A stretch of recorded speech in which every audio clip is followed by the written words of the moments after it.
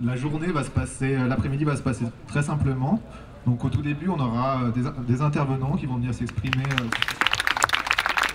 Merci Timothée, bonjour à tous. Quand Timothée nous a contactés et nous a demandé d'intervenir à ce rassemblement, dans l'idée de rencontrer des jeunes, nous avons accepté aussitôt, en ce sens que depuis quelques années, on fait le constat que l'âge moyen des membres du CA de notre association flirte avec les 50 ans. Donc cette initiative, nous l'avons acceptée volontiers et on espère qu'elle sera le départ pour de nouveaux liens avec les jeunes, parce que nos prérogatives et nos préoccupations vous intéressent au premier titre, puisque l'avenir environnemental vous concerne, vous, les jeunes générations. C'est vrai qu'on fait le constat d'une carence par rapport aux jeunes chamonniards, par rapport aux jeunes de l'ensemble de la vallée. Ce n'est pas du tout une critique. Vous avez aussi vos soucis, vous avez aussi vos contraintes. Mais si aujourd'hui ça pouvait être le départ d'un renforcement des liens entre nous les anciens et vous les jeunes, ça serait que bénéfique. Les seuls liens qu'on a avec les gens de la vallée, ce sont avec les élus, parce que nous avons continué le combat. Ce sont avec des élus locaux avec qui nous tentons de travailler en bonne intelligence sur les problèmes environnementaux qui nous concernent, par rapport à l'axe transfrontalier et par rapport à la mobilité douce, pour ne citer que ces exemples. La RSMB est là, vous les jeunes, votre âge.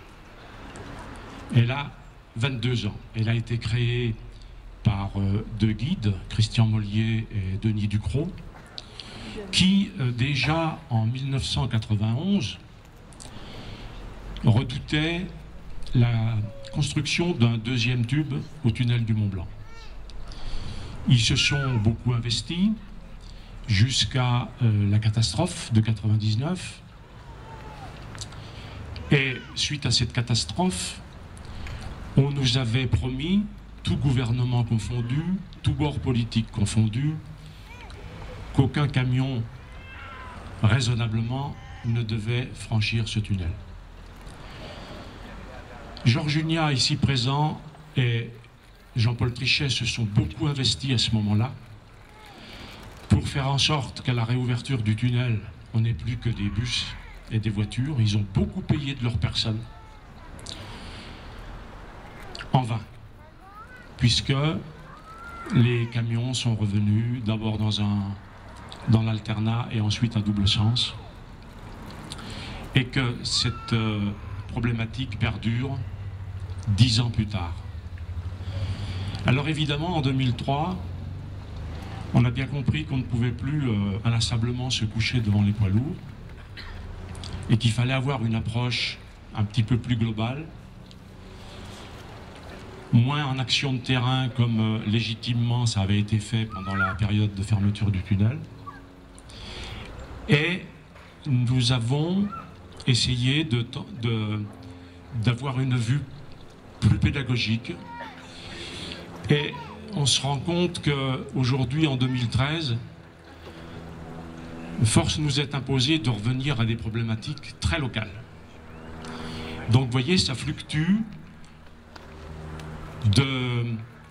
d'objectifs globaux à des objectifs locaux. Aujourd'hui, on est contraint à revenir à un combat beaucoup plus local qu'on l'a fait dans les années 2005, parce qu'il y a urgence.